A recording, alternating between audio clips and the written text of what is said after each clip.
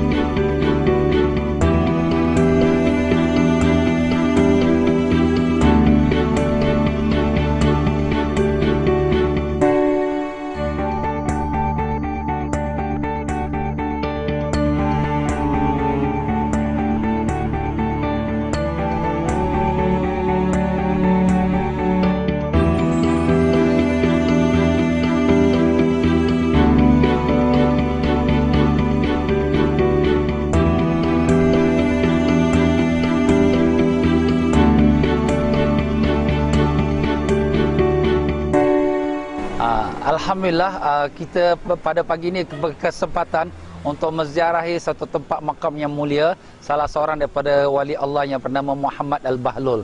Sebenarnya Muhammad Al-Bahlul ini adalah seorang wali Allah yang masyhur. Dia adalah abang kepada Khalifah Harun Ar-Rashid. Tetapi perkataan Bahlul juga sudah begitu masyhur di negara kita, Singapura, Malaysia, Indonesia. Cuma cara penggunaannya itu agak berbeza.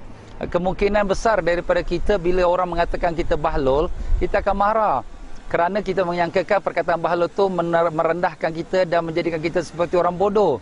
Tetapi sebenarnya Bahlul ini adalah nama wali Allah yang sekarang kita menziarahinya. Kemungkinan zaman dahulu datuk nenek kita, mereka mengetahui sejarah ini.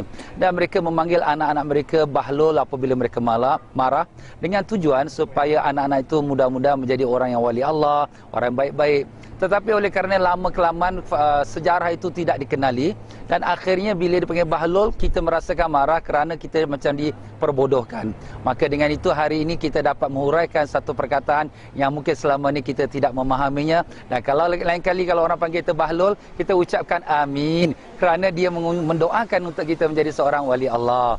Ya. Satu masa, Harun Ar-Rashid dengan isteri Siti Zubaidah lalu depan Bahlul yang sedang membuat rumah daripada tanah liat. Maka bertanyalah Harun Ar-Rashid, "Hai Bahlul, kau buat apa?" Bahlul kata, "Aku sedang buat rumah syurga." Maka isterinya Siti Zubaidah kata, "Boleh aku beli?" Bahlul kata, "Boleh." "Berapa?" 10 dirham. Maka apabila Harun Ar-Rashid dengar isterinya bayar 10 dirham, Harun Ar-Rashid ketahukan, kau dah kena tipu-tipu dengan si Bahlul ni. Tetapi pada malam itu Harun Ar-Rashid dia mimpi bahawa satu rumah besar, cantik, dan dia tertulis Siti Zubaidah. Maka Harun Ar-Rashid nak masuk rumah itu, pengawal kata tak boleh. Kata Harun Ar-Rashid, "Ni rumah isteri aku." "Yalah, isteri kau tapi bukan rumah kau." Maka Harun Ar-Rashid bila bangun pagi, dia pun kelang kabut cari Bahlul. "Bahlul, aku nak beli rumah kau." Kata Bahlul, "Boleh." "Berapa?" 10,000 dirham. Kenapa semalam 10 dirham? Semalam kau tak nampak, hari ni kau dah nampak." Jadi sini menunjukkan bahawa Bahlul ni orang yang kasyaf. Dan dia adalah juga seorang wali Allah yang soleh.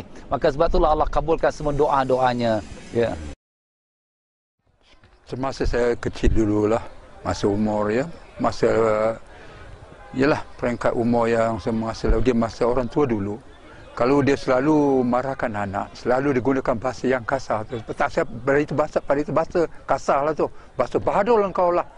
Dia gunakan gitu bahasanya. Jadi kita bila saya sampai sini dekat tanah suci, baru saya tahu apa makna Bahlul tu. Jadi Bahlul tu adalah nama satu hamba Allah yang orang alim dah. Jadi itu yang saya faham daripada sini, baru saya dapat tahu apa makna Bahlul tu. Kalau tidak saya sendiri pun tak tahu. Pakai umur saya sudah 82 tahun dah. Umur saya sekarang dah. Pernah gunakan tak perkataan Bahlul tu, Cik? Saya tak pernah gunakan. Saya tahu tu macam kasar. Jadi tak boleh kita gunakan. Bahlul tu macam tanpa dalam. Tapi dia punya padilat tu memang bagus. Saya pun tak tahu macam mana. Bila kat saya sini, saya tahu. Jadi kalau sebut Bahlul tu, memang jangan kita ambil apa. Jadi kita ingat yang sebut Bahlul tu ada padilahnya baiklah. Itu saja.